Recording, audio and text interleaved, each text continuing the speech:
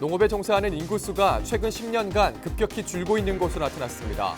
고령화도 심화되고 있어 농가에선 일손 부족을 호소하고 있습니다.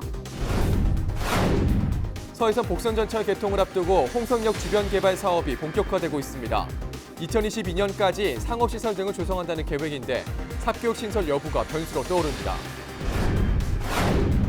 태안군 어업지도선인 태안격비호를 담당하는 여성 공무원들이 화제가 되고 있습니다. 23살 최연소 1등 항해사 등 서해바다 지킴이들을 소개합니다. 파업기간 중 유증기 유출 사고가 발생했던 하나토탈 서산 대상공장의 노조가 사측과 임금 협상안의 가결함에 따라 65일 만에 업무에 전원 복귀했습니다. 헬로티비 뉴스 충남 지금 시작합니다.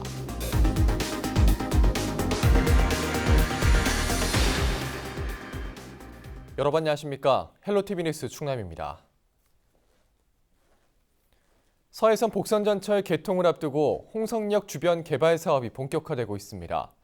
2022년까지 상업시설 등을 조성해 지역 발전의 계기로 삼겠다는 계획인데 삽교역 신설 여부가 변수로 작용할 가능성도 제기됩니다. 한보모 기자입니다. 하루 평균 3,400명이 이용하고 있는 홍성역. 수도권과 연결되는 서해선 복선전철이 개통하면 유동인구는 최대 5배인 17,000명까지 예상됩니다. 교통 인프라가 구축되면서 480여억 원이 투입되는 홍성 역세권 개발 사업도 속도를 내고 있습니다. 홍성군은 축구장 21개 규모인 역 주변 15만 4천여 제곱미터 부지에 상업과 주거시설 용지를 조성하는 작업에 본격 돌입했습니다. 홍성 역세권 도시개발 사업을 차질 없이 추진하기 위해 현재 시시계획 승인을 충청남 도로부터 받기 위한 절차를 이행 중이며 6월 중 교통영향 평가를 거쳐 8월 중 시시계획을 승인 신청하고 2022년까지 사업을 완료하기 위해 최선을 다하겠습니다. 구도심인 홍성역 주변이 개발되면 내포신도시와의 균형 발전은 물론 지역의 새로운 성장 동력으로 작용할 것이란 긍정적인 전망이 나옵니다. 역세권을 명품으로 만들므로 해서 주변에 있는 관광이라든지 또는 농업, 산업 이런 것과 연계지어서 크게 발전할 수 있는 기재가 될 것이다. 이렇게 생각하고 있습니다. 이 때문에 지역사회에선 역세권 개발을 경제 활성화 등 지역 발전의 발판으로 삼아야 한다는 목소리가 커지고 있습니다. 28일에는 전문가들이 다양한 개발 방안을 논의하는 공청회 자리에 주민 200여 명이 참여해 큰 관심을 보이기도 했습니다. 기업 유치와 인구 증가, 관광객 유치의 성적표도 그리 좋지 않은 편으로 평가되고 있습니다. 이번 공청회는 무엇을 하더라도 최고라는 목표를 가지고 제대로 한번 조성해보자라는 차원에서 시작하게 되었습니다. 이런 가운데 예산 삽교역 신설 여부가 사업 성패를 가를 변수로 떠오르고 있습니다. 10km 정도 떨어진 곳에 새로운 역이 들어설 경우 홍성역 이용객이 급감할 것이란 우려가 제기되기 때문입니다. 삽교역이 생긴다라고 하면은 사실은 서울에서 오는 분들이 삽교역에서 내릴 수밖에 없습니다. 홍성역까지 올 이유가 없죠. 그렇다고 본다면은 삽교역 신설은 홍성역의 도청역이라는 관문을 사실 그 개발할 가치가 상당히 저감된다고 이렇게 생각합니다. 최근에는 삽교역 신설을 놓고 홍성과 예산의 지역 갈등 양상까지 보이고 있는 상황. 홍성 역세권 개발이 지역 발전의 새로운 구심점 역할을 할 수 있을지 이목이 쏠리고 있는 가운데 주변 지역과의 상생 방안도 함께 모색돼야 할 것으로 보입니다. 헬로티비 뉴스 한보호입니다. 불과 20년 전까지만 해도 해양대학교에는 여성의 입학이 허용되지 않았습니다. 그만큼 여성 항해사도 드물었는데요. 이런 사회적 인식을 깨고 서해바다를 지키는 여성 공무원들이 화제를 모으고 있습니다. 태안군 어업지도선 태안격비호에서 일하고 있는 여성 공무원들을 김단비 기자가 소개합니다. 푸른 빛깔의 서해바다 위로 배 한 척이 물살을 가로지르며 시원하게 달립니다. 서해바다의 안전과 해난 사고 예방을 책임지는 태안군 어업지도선 태안격비호입니다. 지난해 8월 첫 항해를 시작한 105톤급 선박 태안격비호의 담당자는 23살 문우정 1등 항해사입니다. 국내 최연소 1등 항해사이자 태안이 고향인 문 씨는 직접 선박을 운전하며 선장을 보조하는 역할을 하고 있습니다. 제가 국내 1등 항해사 분들 중에서 가장 나이가 어린 것으로 알고 있습니다. 현재 선장님을 보조해서 태양격비호의 안전관리와 정비, 질서 유지 등의 업무를 담당하고 있습니다. 태안격비호의 가장 중요한 기관인 메인 엔진은 31살 서밀한 기관사의 몫입니다. 과거 6만 톤급 자동차 운반선을 타고 세계 곳곳을 항해했던 서 씨는 그때의 경험을 살려 배를 유지하고 관리하는 데 힘을 쏟고 있습니다. 기관 고장이 발생했을 때 함께 머리를 맞대고 해결하는 과정이 재미있고 보람도 있었습니다. 우리 바다를 지키기 위해 최선을 다하겠습니다. 태안격비호는 불법조업 선박 단속 등 수산자원 보호와 함께 우리나라 가장 서쪽 끝인 태안경렬비월도를 지키는 등대 역할을 하고 있습니다. 그동안 여성 해기사는 어렵다는 사회적 통념을 깨고 태안격비호 운항에 나선 이들. 앞으로의 꿈은 무엇인지 물어봤습니다. 노하우를 많이 쌓고 태안 앞바다를 더 잘 지킬 수 있는 선장이 되고 싶습니다. 태안격비호의 심장인 기관에서 꼭 필요한 존재인 기관사가 되기 위해 노력할 것입니다. 1년의 절반을 바다에서 보내며 안전과 구조를 책임지고 있는 여성 공무원들. 거친 파도를 헤치며 오늘도 바다 위를 누비고 있습니다. 헬로티비 뉴스 김담입니다. 유증기 유출 사고가 발생했던 하나토탈 서산 대상공장의 노조가 65일 만에 파업을 종료했습니다. 노조는 조합원 856명 중 791명이 참석한 가운데 사측과 합의한 임금 협상안에 대한 찬반 투표를 실시한 결과 찬성 50.3%로 가결했다고 밝혔습니다. 이에 따라 조합원 전원이 업무에 복귀했으며 사측은 기본급 2.7%를 인상하고 직원당 격려금 300만 원을 지급하기로 했습니다. 앞서 노조는 임금 인상을 요구하며 지난 3월 23일부터 28일까지 1차 파업을 한 데 이어 지난달 25일부터 2차 파업에 들어갔습니다. 하지만 파업 기간인 지난 17일 유증기 유출 사고로 근로자와 주민 등 2천여 명이 병원에서 진료를 받은 사태가 발생해 논란이 됐습니다. 당진 평택항 매립지 분쟁과 관련한 범충남도민 결의대회가 27일 당진터미널 광장에서 열렸습니다. 이날 결의대회에는 양승조 충남도지사를 비롯해 충남 15개 시장 군수 등이 참석했으며 지난 2015년 빼앗긴 당진항 매립지 관할권을 되찾기 위한 의지를 다졌습니다. 앞서 당진시청에서 열린 지방정부회의에선 당진 평택항 서부두 매립지 도계 분쟁에 공동 대응하기 위한 공동 건의문을 채택했습니다. 한편 공동 변호인을 구성한 충남도와 당진시, 아산시는 대법원에 행정안전부 결정의 취소를 요구하는 소송과 헌법재판소에 권한쟁의 심판을 청구한 바 있습니다. 영농철인 요즘이 농가에선 가장 바쁜 시기인데요. 그런데 정작 일할 사람을 구하기 힘들어 비상입니다. 농사를 짓는 인구 자체가 줄고 있는 데다 점차 고령화되고 있는 것도 주요 원인으로 꼽힙니다. 정선영 기자가 보도합니다. 서산 음암면에 있는 사과 농장입니다. 농번기에 일손이 부족한 농가를 돕기 위해 서산발전협의회 소속기관 100여 명이 모였습니다. 가지에 달린 과실을 솎아내며 뜨거운 땡볕 아래 구슬땀을 흘립니다.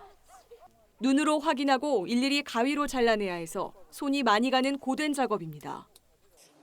잠깐 했는데도 햇빛도 세고 이게 잔동작인데도 되게 하다 보니까 어깨도 결리고 많이 아픈데 이렇게 나와서 도와드릴 수라도 있어서 좀 다행이라고 생각하고 이 작은 도움이지만 이걸로 인해 농사가 좀 잘 됐으면 좋겠고 힘내셨으면 좋겠어요. 농사하시는 분들이. 건강 문제로 일이 막막했던 농가에선 도움의 손길 덕분에 모처럼 숨통이 트였습니다. 10년 넘게 사과 농사를 짓고 있는 황명옥 씨는 농촌엔 일할 사람이 없다며 어려움을 호소합니다. 하루 일당 12만 원에 달하는 인건비도 부담입니다.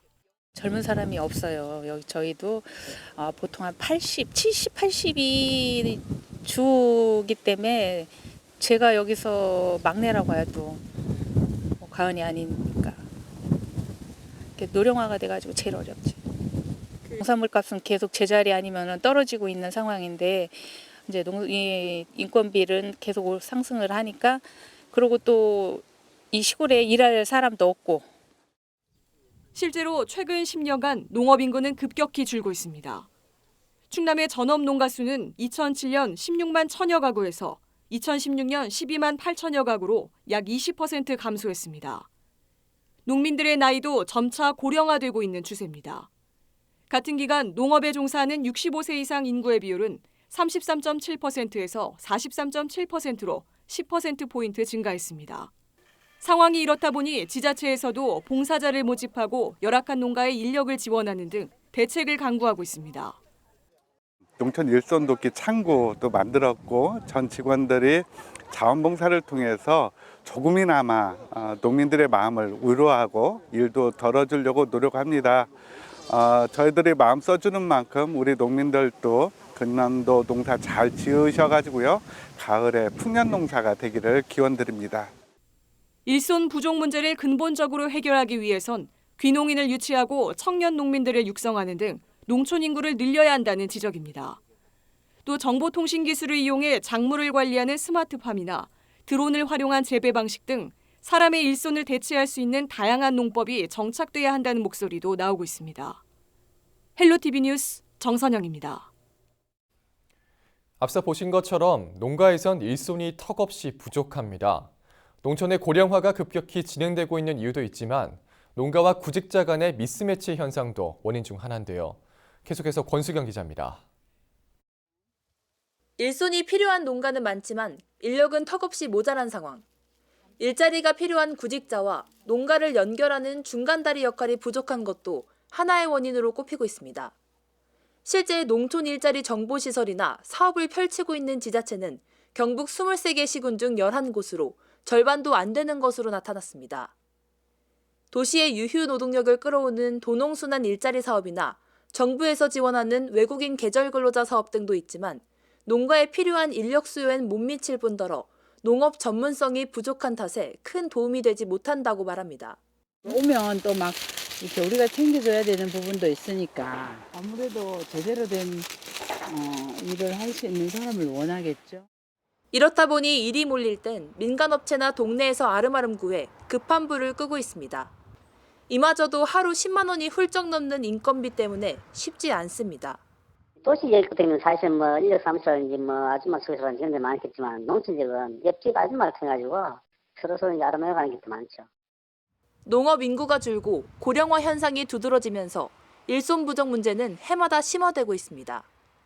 일손을 대체할 수 있는 다양한 방법을 강구해야 한다는 지적이 나옵니다.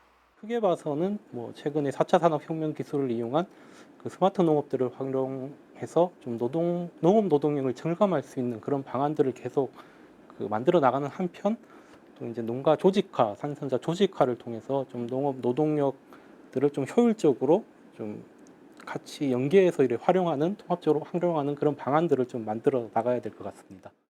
고령화와 일자리 지원 사업의 부족으로 농번기 농민들의 가슴은 타들어갑니다. 헬로티비 뉴스 권수경입니다. 최근 드론이 농업 분야에 활용되면서 노동력과 생산비를 절감하고 있는데요. 비싼 농기계는 마을에서 지원받아 함께 쓰고 저렴한 가격에 빌려 쓰면서 농촌에도 공유 경제의 바람이 불고 있습니다. 계속해서 전병주 기자입니다. 익어가는 감자밭 위로 방제기가 농약을 뿌리고 있습니다. 방제기와 5톤 트럭 모두 합쳐 2억 원이 넘습니다. 마을의 농가 90여 곳이 지난 2017년 정부가 주관하는 들녘 공동체 사업에 선정되면서 농업 장비를 지원받았습니다. 벼 고을에다가 경운기로 해가지고 약을 치시다가 방제기로 일괄 치니까 농민들도 많이 좋아하시고, 논에서 벼를 심는 것보다는 그 고부가가치가 나오는 작곡 쪽으로 지금 추진을 하고 있습니다. 영농철 농가들은 최신 농업 장비를 공유해 사용합니다. 일손도 크게 줄었습니다. 50헥타 이상 들녘별로 공동경영체를 육성하고 있습니다. 농가의 부담 경감과 일손 부족을 도와드리기 위해서 도내 전시군에 91개소의 농기 임대 사업장을 운영하고 있습니다. 드론도 농업에 접목되면서 파종에서부터 비료, 농약 방제까지 활용도도 더욱 확대되면서 일손을 절게 됐습니다. 이동식 기지국을 설치하고 항로만 설정하면 정확한 면적에 골고루 농약 살포가 가능합니다. 비용도 3.3제곱미터당 50원으로 저렴합니다. 지자체에서 농기계를 임대해주는 곳 역시 농업의 첨단화에 발맞춰 나가고 있습니다. 농지 원부를 가지고 있는 농업인이라면 최대 7만 원의 금액으로 농기계를 빌릴 수 있습니다. 첨단 농업 장비는 가격이 비싸기 때문에 농가들의 부담이 큽니다. 때문에 저희 농기계 임대 사업장에서는 드론 방제기나 무인 이양기와 같은 첨단 장비도 임대가 가능할 것으로 보입니다. 고가의 첨단 농업 장비에도 공유경제 개념이 더해지면서 농가의 부담은 덜고 일손 부족 문제를 해결하는 데 도움을 주고 있습니다. 헬로티비 뉴스 전명주입니다.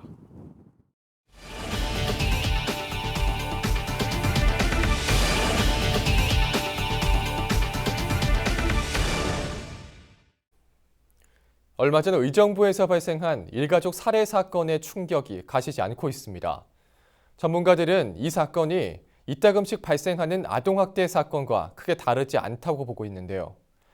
자녀의 생명까지 내 마음대로 할 수 있다는 잘못된 가부장제의 폐해라는 지적입니다. 김초롱 기자입니다. 하룻밤새 시신으로 발견된 3명의 일가족.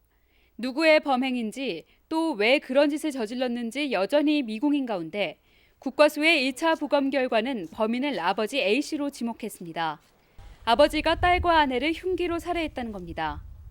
주목할 만한 건 딸의 손과 손등에서 외부 저항에 방어한 흔적, 즉 방어흔이 발견된 겁니다.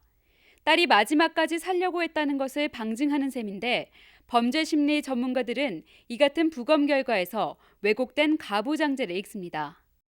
그 아버지나 부모님들이 자식을 소유물 또는 그 자기의 어떤 소유라고 생각하기 때문에 그런 행동들을 많이 하거든요. 자기 가족이기 때문에 자기 결정에 따라서 이렇게 좌지우지할 수 있다라고 하는 그런 굉장히 잘못된 생각에서 아마 비롯된 것이 아닌가 이렇게 생각이 됩니다. 가족 중 아들만 살아남았다는 건 역시 대를 잇고자 하는 가부장적 인식을 보여준다고 전문가들은 말합니다. 화장실에서 벌을 서다 숨진 4살 어린이가 오랜 기간 부모의 학대를 받아온 정황이 드러났습니다. 부모는 학대 혐의로 처벌을 받은 심심치 않게 발생하는 아동학대 사건.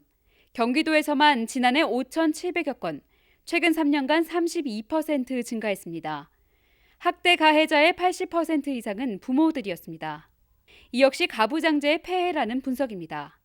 이런 가운데 정부는 부모가 자녀에게 체벌을 못하도록 관련법 개정을 추진하고 있습니다. 헬로티비 뉴스 김초롱입니다.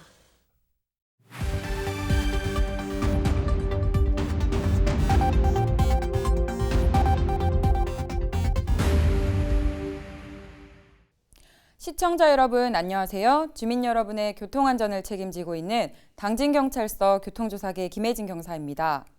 이 시간에는 사고 현장이 담긴 블랙박스 영상을 통해 교통안전 수칙을 점검해 보고 있는데요. 오늘의 첫 번째 영상부터 만나보겠습니다.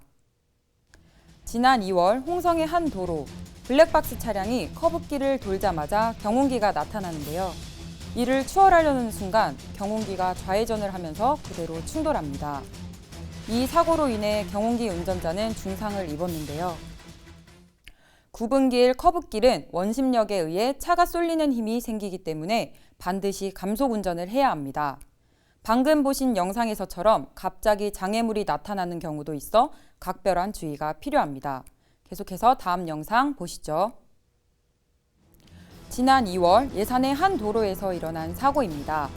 블랙박스 차량이 교차로 적색 신호에 천천히 멈춰서는 순간 맞은편 차로에서 직진하던 차량과 좌측에서 우측으로 진행하는 차량 간 충돌 사고가 발생하는데요. 맞은편 직진 차량의 신호 위반으로 일어난 사고입니다. 교통신호는 모든 운전자와의 약속입니다. 아무리 차량 통행이 적은 곳이라 할지라도 신호는 지켜야 합니다. 또한 자신의 신호가 들어왔다 하더라도 신호 위반하는 차량이 없는지 한 번 더 확인한 후 진입하는 방어 운전 습관을 가져 안전 운행하시길 바랍니다. 계속해서 다음 영상 보겠습니다. 지난 3월 서산의 한 도로에서 일어난 사고입니다. 블랙박스 차량 전방으로 길을 건너가는 보행자의 모습이 보이는데요. 운전자는 이를 발견하지 못하고 보행자를 치고 맙니다. 전체 보행자 사망 사고의 3분의 1이 무단횡단으로 인해 발생합니다. 그만큼 사람들의 경각심이 낮다는 이야기이고 운전자는 그만큼 더 주의를 해야 한다는 이야기이기도 한데요.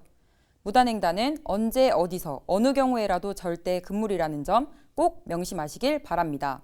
지금까지 블랙박스로 본 교통안전 김혜진 경사였습니다.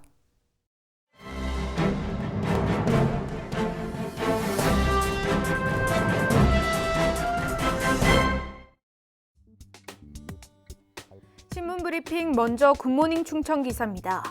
충남도 지명위원회의 원산 안면대교 결정에 대해 반대하며 재심의를 촉구하고 있는 태안군이 법적 자문을 거쳐 도를 상대로 소송을 벌이는 방안을 내부 검토 중인 것으로 28일 전해졌습니다.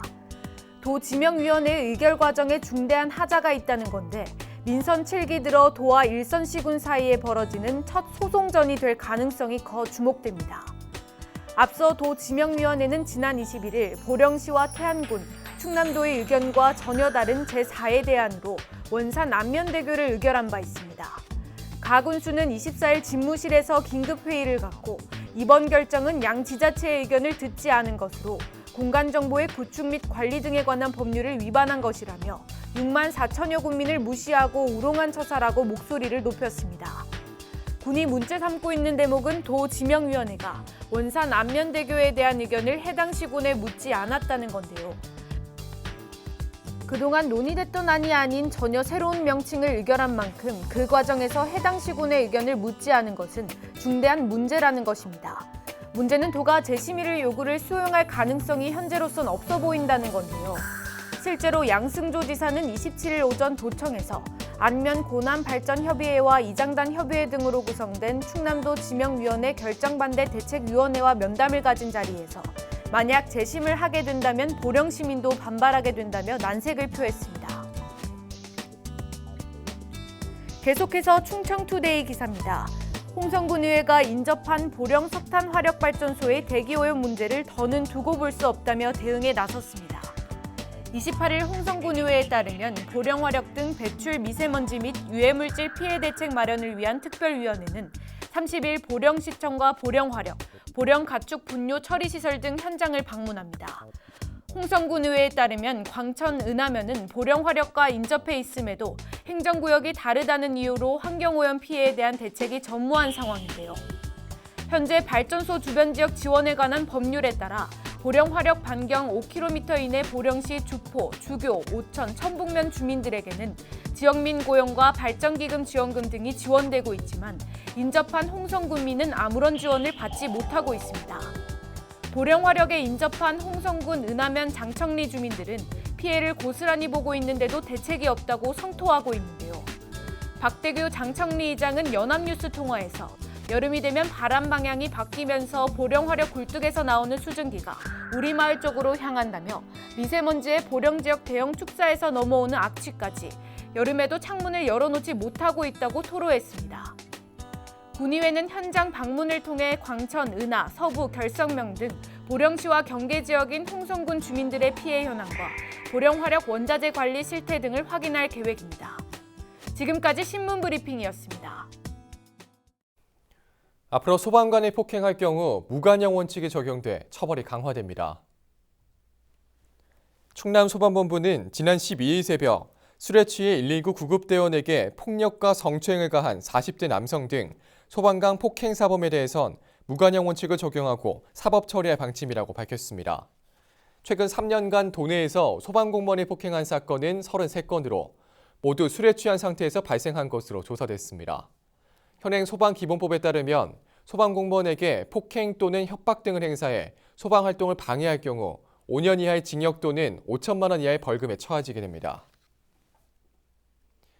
6월 3일 오후 2시부터 베네키아 호텔에서 서산시 공영버스 터미널 이전과 수석지구 도시개발 사업에 대한 시민 토론회가 열립니다. 맹정호 서산시장이 직접 주재하는 이번 토론회는 시민 누구나 참여해 의견을 제시할 수 있으며 서산시 공식 페이스북을 통해서도 생중계될 예정입니다. 서산시는 그동안 이해관계자 간담회와 갈등 영향 분석, 정책 자문 교수단 회의를 추진하는 등 터미널 이전과 관련해 각계각층의 의견을 수렴해왔습니다.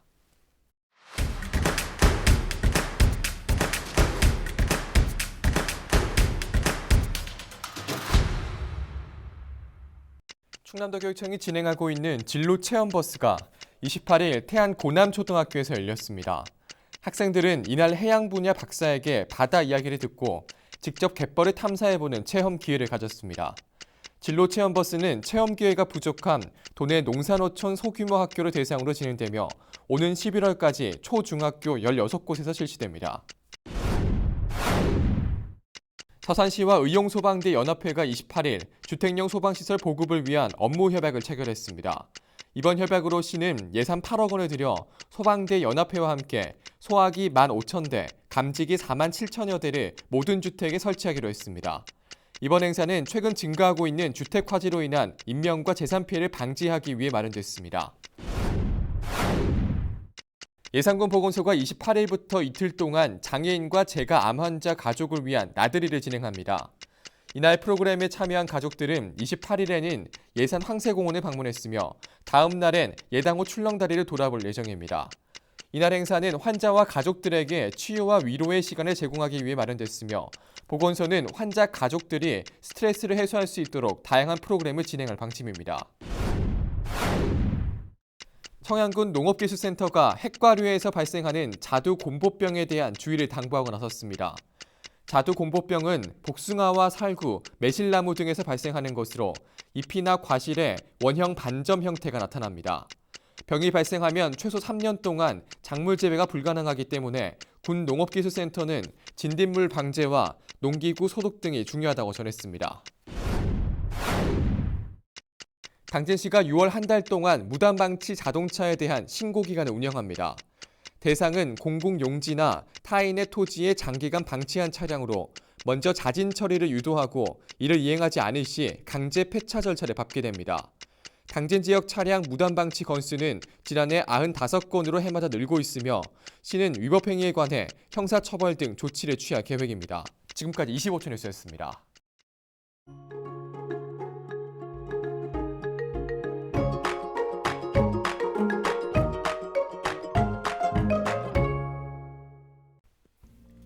날씨와 생활입니다. 수요일 충남 지역 종일 맑겠습니다. 미세먼지도 보통 수준이어서 바깥 활동하기 좋겠는데요. 다만 낮과 밤의 기온차가 큽니다. 감기 걸리시지 않도록 건강관리 신경 쓰셔야겠습니다. 수요일 아침 최저 기온은 8도, 낮 최고 기온은 27도를 보이겠습니다. 자세한 우리 지역 날씨입니다. 아침 최저 기온은 청양이 8도, 서산과 홍성이 10도, 예산 11도, 당진과 태안이 12도로 예상됩니다. 낮 최고 기온은 태안이 24도, 서산 25도, 당진과 홍성 26도, 예산과 청양이 27도를 보이겠습니다. 다음으로 생활지수입니다. 수요일 충남 지역 맑을 것으로 보이는 만큼 빨래와 세차하기 좋겠습니다. 나들이 가기에도 좋은 날이 되겠습니다. 우리 지역 주간 날씨 살펴봅니다. 이번 주간에는 기압골의 영향으로 대체로 맑은 날이 많겠습니다. 기온은 평년과 비슷하거나 조금 높겠습니다. 이어서 우리 지역 바다 날씨 살펴봅니다. 서해 중부 해상과 남부 해상 맑을 것으로 예상됩니다. 바다의 물결은 서해 중부와 남부 모두 0.5에서 1m로 일겠습니다. 지금까지 날씨 전해드렸습니다. 이어서 인사동정입니다. 양승조 충남도지사는 29일 오전 11시 도청 상황실에서 열리는 일자리 창출 및 전문 기술 인력 양성 MOU 체결식에 참석합니다. 맹정호 서산시장은 29일 오전 9시 30분 시장실에서 열리는 이마트 어려운 아동 돕기 바자회 수입금 기탁식에 참석합니다. 김홍장 당진시장은 29일 오후 2시 당진화력본부에서 열리는 을지 태극연습 실제훈련에 참석합니다. 가세로 태안군수는 29일 오후 2시 태안발전본부에서 열리는 2019 을지 태극연습 실제훈련에 참관합니다. 김석환 홍성군수는 29일 오전 8시 30분 군청에서 열리는 을지 태극연습 1일 상황보고에 참석합니다. 황선봉 예산군수는 29일 오후 3시 윤봉길 체육관에서 열리는 일반 음식점 기본 영업자 위생교육에 참석합니다. 김동곤 청양군수는 29일 오후 1시 30분 청양군 다문화가족센터에서 열리는 다문화가정과의 간담회에 참석합니다. 헬로티비 뉴스 충남, 오늘 저희가 준비한 소식은 여기까지입니다. 저는 언제나 지역 주민 여러분 곁에 있겠습니다. 함께해 주신 여러분 고맙습니다.